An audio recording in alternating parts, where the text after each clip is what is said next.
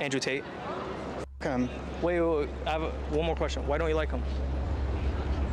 Because he's a fucking asshole. Well, my question is, why don't you like him? Because he's a misogynistic asshole who Okay, define misogyny. trafficked women. He didn't, though. Do you know who Andrew Tate is? Yeah. Do you like him? No. Why? Because I just think he says a lot of misogynistic stuff. Do you know who Andrew Tate is? Yes, I do. Do you like him? No. Why? He's really misogynistic. Do you know who Andrew Tate is? Yes. Do you like him? Fuck no. Why? Because he fucking sucks. Okay, that's not a reason. Do you have a reason why you don't like him? He's a misogynist. Define misogyny. I'm not fucking doing this. What's wrong? You know who Andrew Tate is? Yeah, I mean, Okay. What are your opinions on him?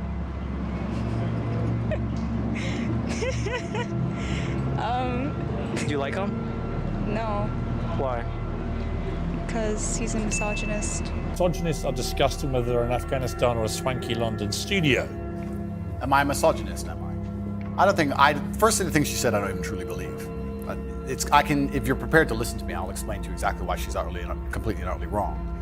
If you can go through the points again, she said. Do you think you're a misogynist? Absolutely not. I'm not a misogynist on any level. This is one of those buzzwords they just throw at people randomly. Homophobic, racist, misogynist, they just throw it out at people. What is your view of women? I'm a realist. What is your real view of women? I absolutely and utterly love women. I adore women. I have good relationships with women. Not a single woman has come up to me on the street since I've been canceled. Not a single one has said anything negative. Every single one of them has said positive things. You're a traditional male. I wish more men were like you. You understand your masculine roles. You understand what you're supposed to do. You understand you're supposed to protect women. You're exactly the kind of man I'd be looking for. I've never had a negative interaction with a female ever since I've been dubbed the biggest misogynist Where in is the world. the... Please let me finish. I'm sorry, Piers. Also, there's not been a single woman who's accused me of a crime, not a single woman who's accused me of rape, not a single woman who's come out and said anything from my entire past of 36 years I've done anything wrong ever. Anybody else with my level of fame, any footballer, any other movie star, at least has people who've come out and accused them of rape, X, Y, Z.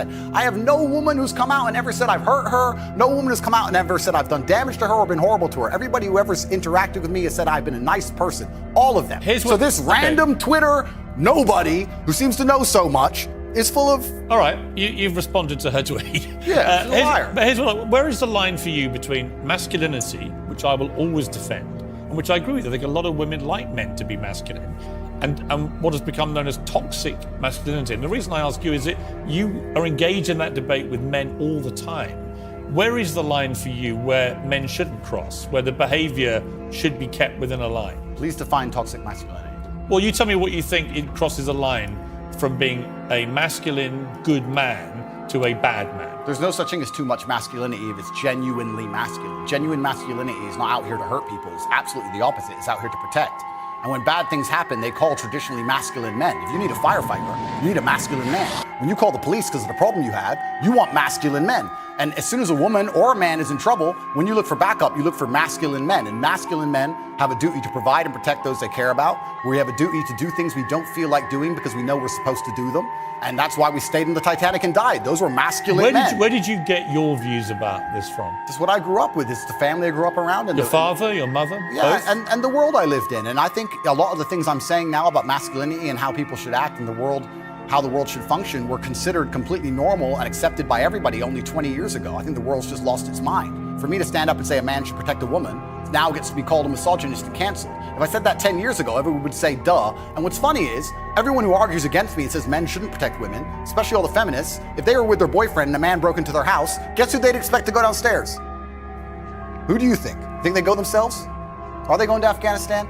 No, we send men to do these things. So well, we send women in the armed forces too. You have to generalize when you make points. There are many courageous people. Exceptions do not disprove the rule. No, but you've got to concede there are many courageous women serving in the armed forces. Absolutely and utterly, completely correct. But by and large, traditionally, soldiers are men. Exceptions do not disprove the rule. Well, it's not an exception. It's a fact that there are a lot of women now in the armed forces. Correct. But if you were to take the average soldier, they are a male. If you're allowed to say who's a male and who isn't nowadays, I'm assuming their gender, I apologize. If you were to take the average soldier, they're a male, which means that exceptions are the female soldiers, which because there's a lower percent of them, a lower probability. Exceptions do not disprove the rules. Men do the fighting. Right now in Ukraine, men cannot leave. Women are allowed to leave because men have to fight in the front line and women are allowed to go to Dubai. That is how it is. What do you say to young men who come to you for advice, who feel lost, who don't really know where they fit into society? I say that life as a man is exceptionally difficult. I say the most beautiful and the most terrifying thing about being a man is you're born without value. Society doesn't care about you. You're only going to be cared about based on how useful you are.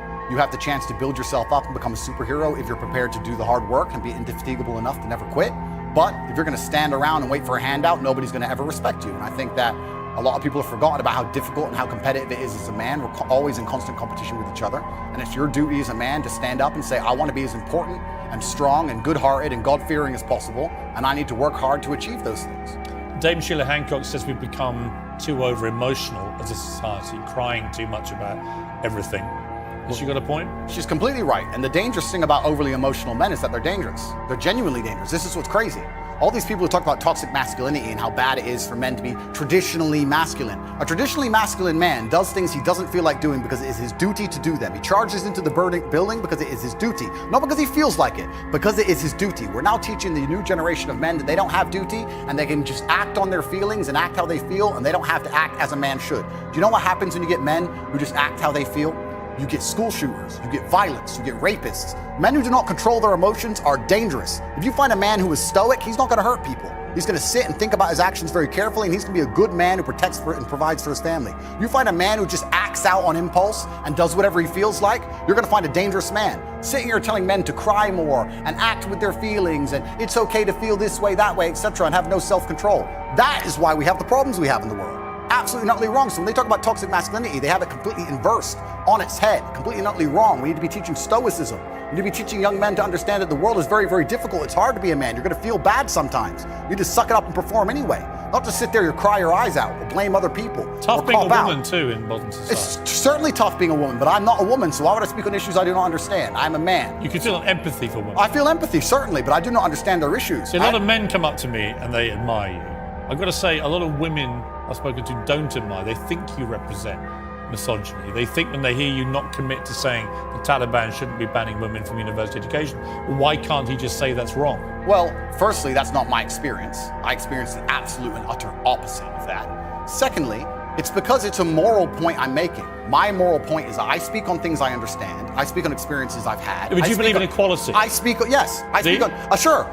on subjects I know intimately. I do not feel qualified. I'm a realist, and I do not feel qualified to sit and discuss the gender laws in Afghanistan. I have not been to Afghanistan. I have not researched the subject thoroughly. I'm not going to sit here and say how the Taliban should be running their country. It's nothing to do with me. I find it quite flattering, Piers, that although, I understand I'm monumentally influential, the most Google man on earth, etc., I find it very flattering that you think I have some kind of control over the domestic policy of Afghanistan. But I assure you I don't. I don't. No, so it's nothing to do with I'm not asking you to have a view on having influence on the domestic policy. I'm sure the Taliban couldn't give a stuff what either of us say about it. It's just curious to me that it's an easy win for you to make women think you're not anti them, to say that when they're not given equality, as the women in Afghanistan clearly are not, because they're not allowed to go to university now, as of today, that is clearly unequal, unfair.